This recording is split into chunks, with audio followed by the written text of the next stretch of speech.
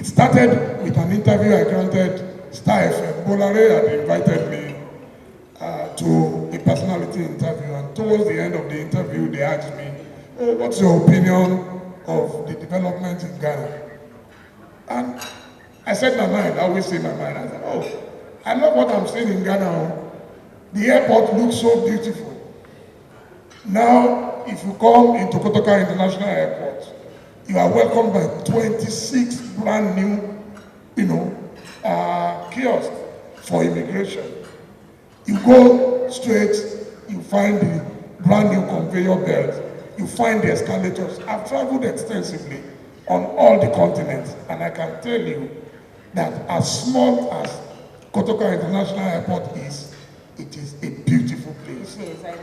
And then the roads. I've been coming here, like I said, for 20 years.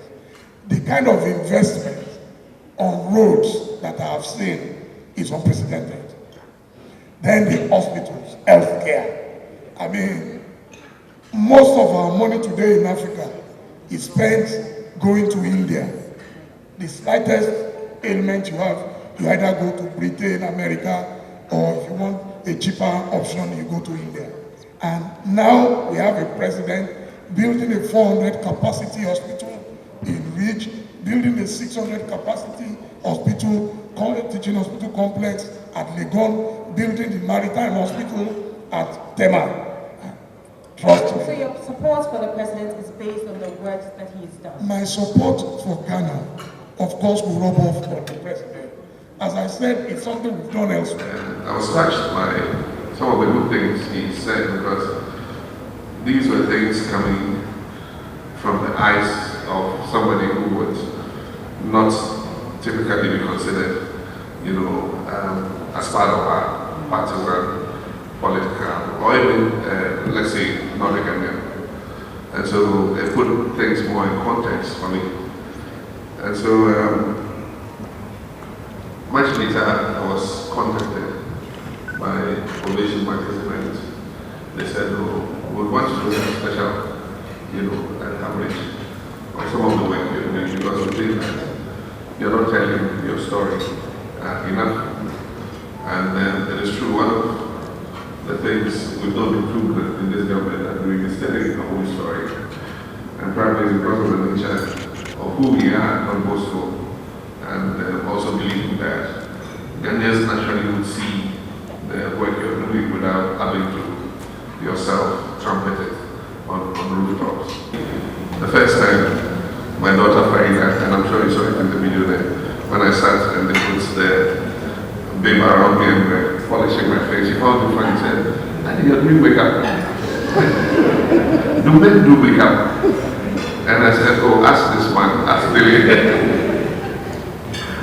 Yeah, but we did the makeup. We spent over 2 hours that day. It was a Sunday. We did 2 shoots, one in the house and one in the office. And on the first day, I think it was a Sunday, we spent more than 2 hours taking pictures, in various settings. The good thing I liked about the lay was he said, act naturally, just do the things you normally do on a Sunday at home.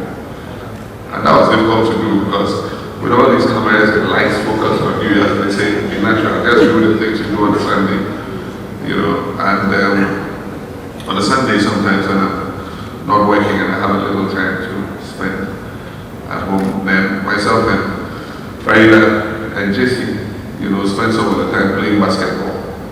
And so that basket was based on, planks for practice. I've been practicing for quite a long time, and so that basket was based on practice. Somebody saw the magazine and said, "Papa, where was the first lady?" She had traveled, and so she was not in. We said, "No, one of the other kids, the older boys, are all away in university, and so they come only during vacations." And so it was just me and Farida and JC in the house. My JC was spending time with his friend, and so he couldn't be with us. Our interview did not take as long as Derek Rawlings' interview. 18 hours over 5 days. I wonder if I could have found the time.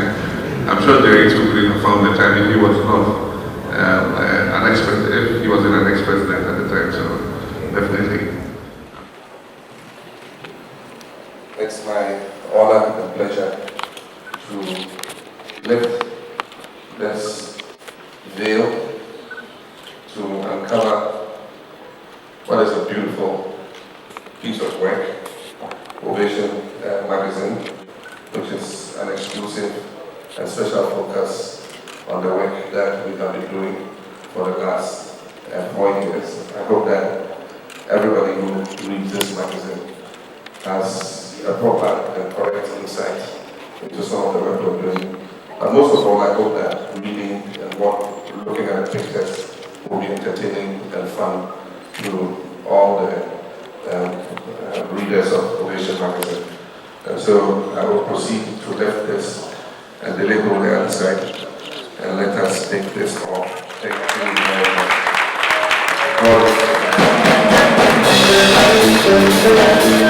Listen, ladies and gentlemen, it's official. The special edition of the Ovation Magazine International. Ghana at work!